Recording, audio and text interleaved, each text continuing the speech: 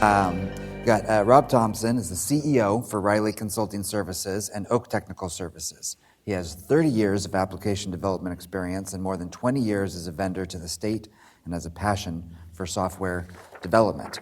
And today he's going to talk about the use of Gen AI in replacing legacy systems. Thanks, Adam. How about a hand for Robb? Can everybody hear me okay? In the back? Okay, good. This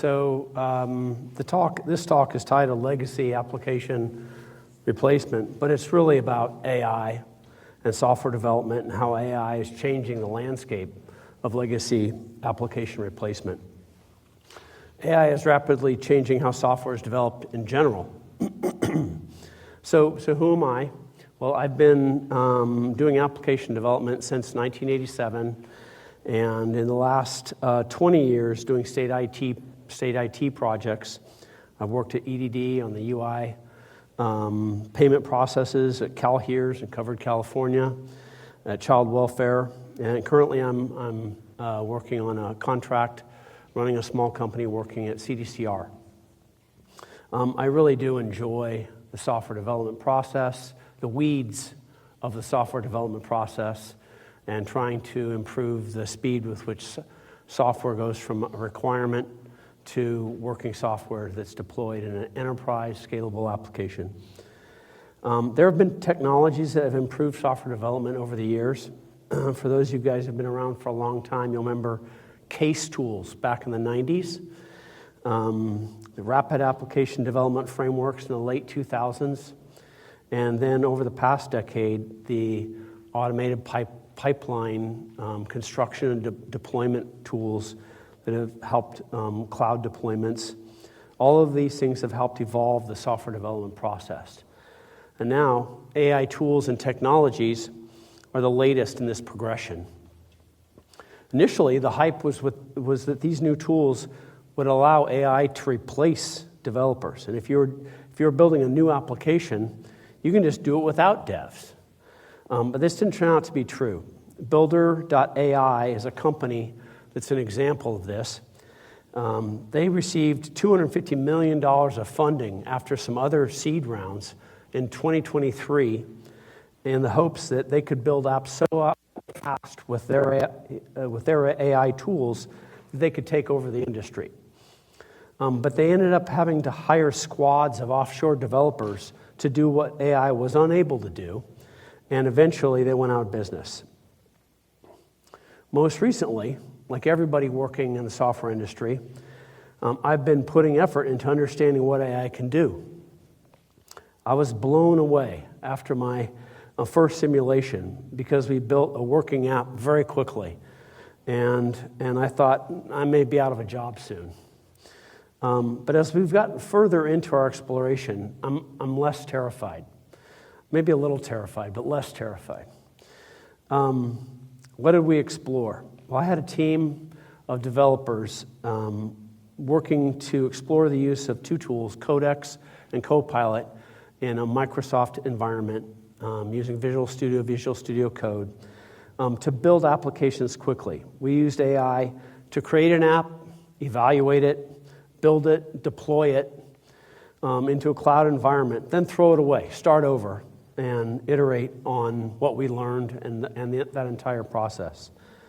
Some of the things that we focused on were how to go from requirements to working software very quickly, automating the deployment process, using AI to build pipelines that deploy code and test them and have it run in a scalable cloud environment. And we're also using AI tools to both build greenfield apps as well as adding features and changes to existing apps. So we've learned some good stuff, and I'd like to share a few of the things we've learned with you.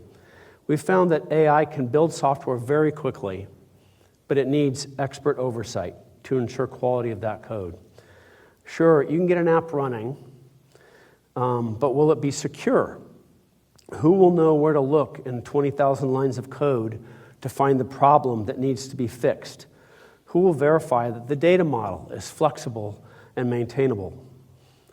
Our key learning was that AI can't replace all devs, but it can dramatically enhance the productivity of a senior dev. One experienced person can do the work of many. And this applies not just to developers, but it applies to QA, automation people, DevOps engineers, security folks.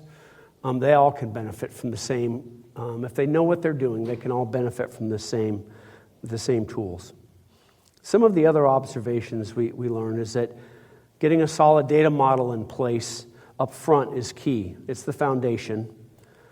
Building pieces of an app using AI and evaluating each piece is more effective and less expensive because of the cost of using AI, is more effective than trying to build a bunch of pieces all in one fell swoop.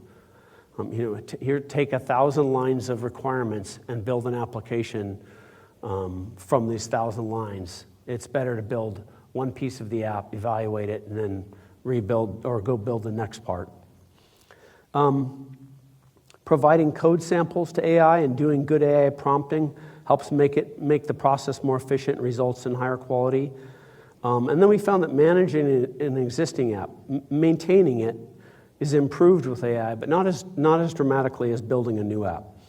So we saw a big improvement in developer productivity. For the sake of this short discussion, let's assume a 10x improvement in speed is possible. That legacy replacement and new systems can be built 10 times faster. I don't think that's as huge of a stretch as it might sound, particularly given how quickly the tools are evolving and what we've experienced. So let's just assume that for this quick discussion. What are the implications of a 10x increase in software dev?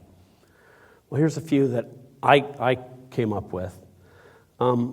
Low-code platforms promised quick app dev, but licensing is not cheap. Also, for enterprise apps, they can be difficult to fully customize for specialized state needs. In a 10x world, the state can have vendors build custom software development that the state uses, the state owns the licensing for, with no licensing fees. Low code speed with no low code limitations. Another interesting implication is state hiring. Senior devs at 10x more productivity will make it harder for new grads to find jobs. This is already happening as a lot of tech companies are laying off folks or curtailing their hiring plans. This is an opportunity for the state to stock up on top talent. The state can grow senior devs over time to help develop and maintain their own systems in this new paradigm. And then procurements. There are at least 4 RFIs out right now that follow a schedule something like this.